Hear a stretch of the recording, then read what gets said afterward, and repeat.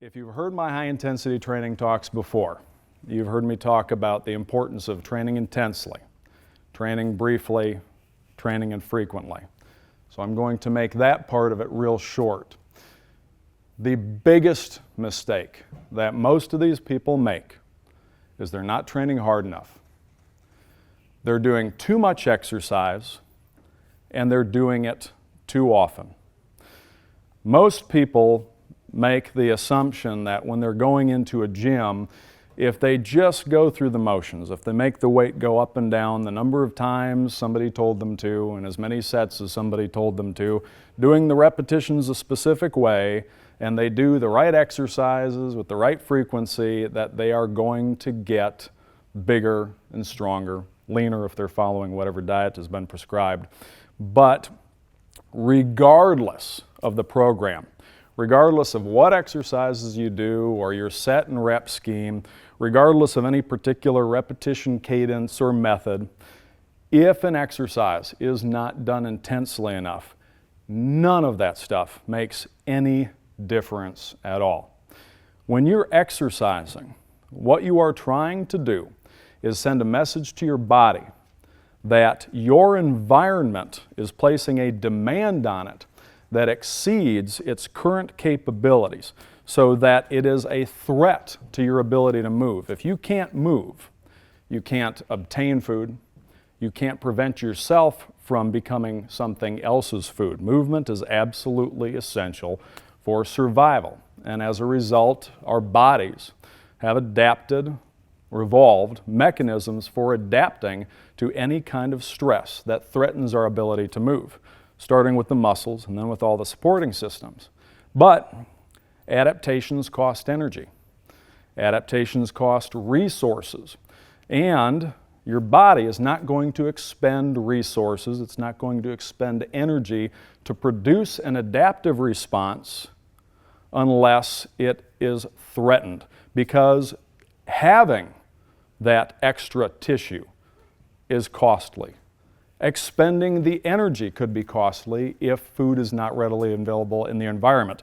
Again, all these adaptations are things that we would have evolved during a period of time where energy was very valuable. Not like now you just walk down the street to the supermarket and grab food whenever you want it.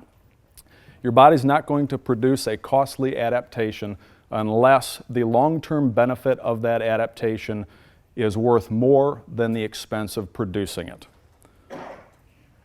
If you are trying to send that message to your body, then what you are doing during the exercise has to be demanding enough that it is a threat to your ability to move.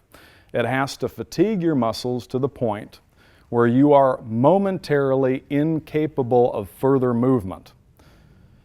Most people don't get close to this point during exercise. If you watch most people in the gym, they'll pick up a barbell or they'll get in a machine and they'll start doing the movement.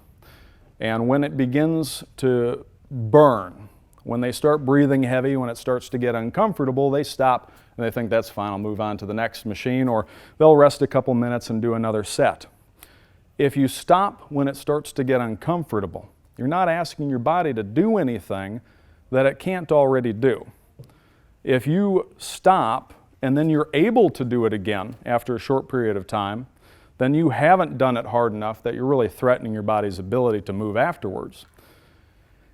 Now, you don't have to go to that point, but the closer you get to it, the better your results are going to be from exercise. So when you are doing an exercise, again, regardless of the specific exercise, regardless of your reps or anything else, the one factor that is more important than any other in determining whether or not you send a message to your body to produce the improvements is how hard you're pushing yourself, how close you're getting to that point where no matter how hard you're contracting, you cannot continue the exercise in good form. It is going to hurt if you're doing it correctly. You're going to experience burning. If you're doing it right, you should be breathing pretty heavily. It is going to be extremely uncomfortable. If it isn't, you're not doing it correctly. But all of this is temporary. It is ultimately harmless. If you're doing the exercise correctly, you shouldn't be injuring yourself either.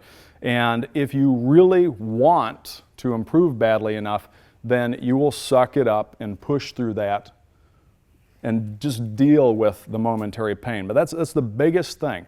When you are doing an exercise, you start to feel that discomfort and your muscles and your heart and everything else are screaming at you to quit. You keep going anyways.